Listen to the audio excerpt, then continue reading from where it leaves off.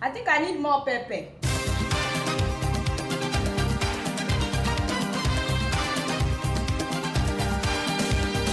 Hey, what's up, my people? It's your girlie, it's your girl Adeola. Please tell me he did not say it. Hi, father. I don't know which party my wife belongs to, but she belongs to my kitchen and my living room and the other room. Oh my God! I need some water. Please. I said I need some water. I knew that one African president would drop the bomb. But why does it have to be you? Why do you have to be the one African president that the whole world will be talking about for the rest of this year? The first lady belongs to the kitchen. Fata. It's already on Reuters. Don't be so shy. You say it's on CNN, eh? Ooh, everybody. It's on BBC. Guardian UK. Fata. Even Zimbabwean newspapers are carrying it. They are carrying it. But why? Mr. President, I don't even know where to start. How can anybody help you right now? I'm sure you guys know what happened. The first lady told BBC that her husband doesn't know most of those in top positions today in Nigeria, and that those are the people controlling things, which is causing trouble in the leading party APC. Saboda suna ganin su suka yi wahala amma ba su ko ina yau. Waɗanda ba su yi wahala ba ko katin zabe ba su da shi, su suka zauna kan mutane. Suke yin kome da kome. Yeah. Most of these people that occupy some agencies. Number one, nobody knows them. Number two, they don't know our manifesto, our party manifesto. They don't know what we campaign for. They were not part of us completely. They don't have a mission. They don't have a vision of our APC. Yeah, and she's afraid that those that actually voted for the president may rebel. Abunda nake gudun musu shine borin mutum miliyon 15 har da rabi kusan za a ce. A lot of people have been coming on their own and also collectively to tell him that things are not going the way it should. And then she said that if things continue like this, that she won't campaign for him or try to get women to vote for him in 2019. If it continues like this, I'm not going to be part of any movement again, because I need to work with the people that we have started the journey collectively as a teamwork, so that we can achieve what we want to achieve, so that he will leave a legacy. First of all, I can't believe that the Nigerian government tried to prevent BBC from airing the First Lady's interview. Like, no. No offense, but this is not NTA. Stop thinking that you can control the media. Benny. Second of all, why are people crucifying this woman for what she said? Is she lying, or do you think that we don't already know all these things that she said? If she's been telling Buhari and he's not listening, finally she found someone that was willing to listen to her. After receiving complaints upon complaints, I decided to tell him. Have you told your husband all this? Yeah, he knows. He knows. We already know that a lot of people that are working for Buhari are not competent, which makes you wonder why he would choose them in the first place, which we are now finding out that he may not even be the one choosing many of these people, because apparently he doesn't even know most of them, according to his wife. So to me, this woman is trying to save her husband from those that are using him for their own interests. As it is right now, a lot of you that voted for him are already rebelling, like she said, and that's what she's trying to prevent. That is what she's afraid of. So she doesn't want her husband to fail. She wants him to remember the voters, so that we can achieve what we want to achieve, so that he will leave a legacy. This woman stood by her husband 3 different times as he campaigned for presidency, and now that he's president, you want her to just sit by and watch other people that did not even vote for him or have voters card hijack it from her husband? Heck no. I don't see this as embarrassing her husband. I don't see this as disgracing her husband. She's speaking out in defense of her husband. Yes, she needs to be coached on how to speak to the press so that she doesn't call people unchained mad dog. I agree with that, but there's absolutely nothing wrong with her speaking her mind that other people are using her husband. And please don't tell me that they should ban her from speaking with the press. That is offensive to me as a woman. Men make mistakes all the time, and we don't ban them from speaking with the press. And when he got to Germany and they asked him about his wife's comment, he could have just said, she's just looking out for me. Her and I will talk when I get home about this. That would have just settled it, you know? But for him to say she belongs in the kitchen, father!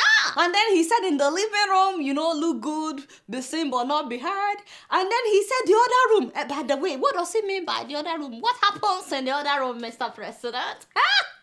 Mr. President, it's good to know that you are still doing it, so let me not say anything about that. As a president, he needs to live by example. Is he trying to say that a woman is only supposed to cook, welcome guests, and do whatever they do in the other room?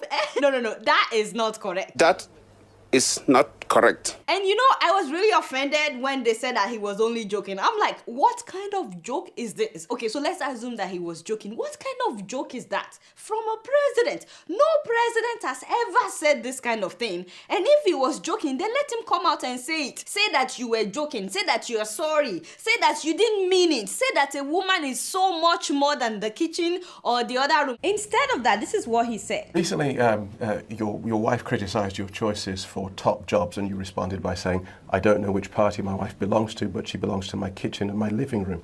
What did you mean by that, sir? I'm sure you have a house.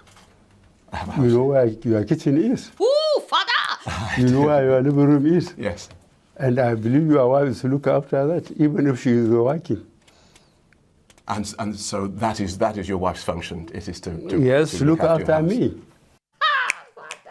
I wonder how his daughters feel about that statement. I mean, what's the point of spending so much money on them to study abroad if all they have to do is in the kitchen, in the living room, and in the other room? It's not fair now. Why would he say something like that? My dear women, in case you are watching, you know, do well, because I know that some enemies of progress, they will try to tell you not to listen to Adeola, you know. They will tell you that the woman's place is in the kitchen. But my God, my sister, please do not limit yourself to the kitchen or the other room. Make your voice heard in the newsroom, yes, and make your presence felt in the operating room. Make your wisdom known in the courtroom. Make your competence known in the science lab. Don't let any man put you in the kitchen, my sister. You can be anything, and the sky is not even the limit. Benny, when election comes and you want your women to go out and vote for your candidate, those women should just say, my brother, my place is in the kitchen. You think Buhari would have won this last election without women's vote?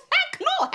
We have half of the population of Nigeria. Benny, I saw a lot of people, by the way, posting pictures of their wives, saying that their wives belong to their side, not in the kitchen.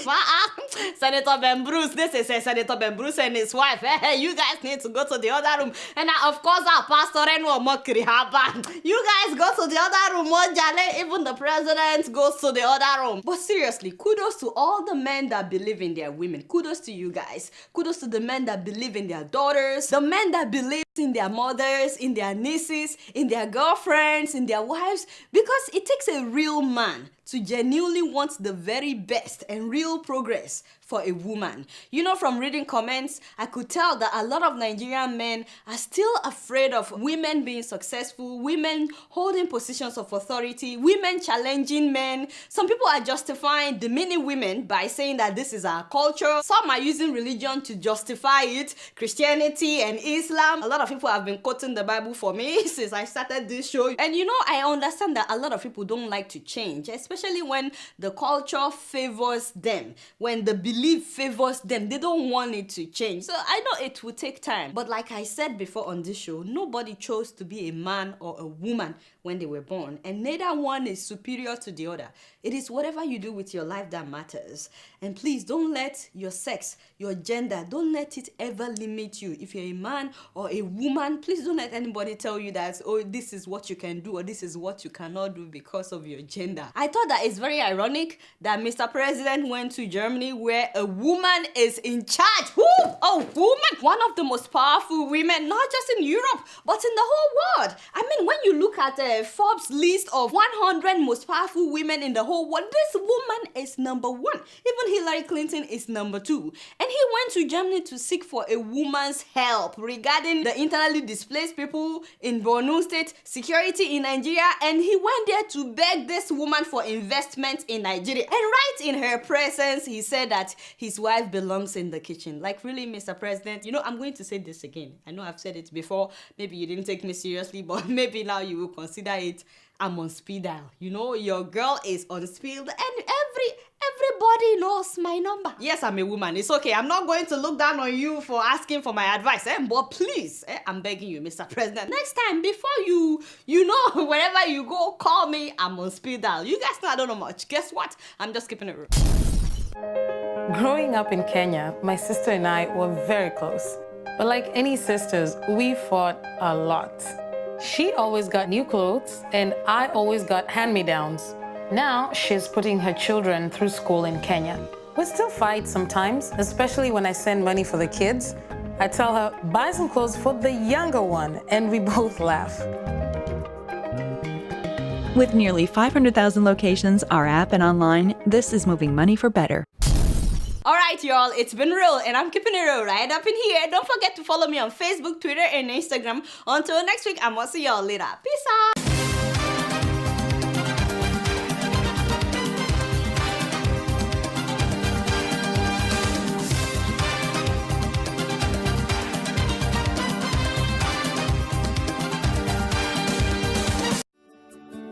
Welcome to Forstview Luxury Hotel. At Forstview Luxury Hotel, we offer excellent service. Our rooms have all the necessary facilities to make your stay comfortable and memorable. You will also have access to internet service, breakfast, 24-hour power supply, full air condition, free international calls, free tire pumping service, and free car battery charge. So what are you waiting for? Quickly visit Forstview Luxury Hotel. We are located at number 1 Adeola Mishile off Raji Rasaki Road, First Estate, Amuwo, Odofin Festac, Lagos. For more information or reservation, please call us on 08075787135 or 08099900601. You can also take advantage of our online ongoing promo at www.forceviewhotel.com to make your reservation and payment for your favorite room, which attracts a discount rate. Please note, rooms are reserved based on first come, first serve. Forstview Luxury Hotel. Experience the home of comfort. They come.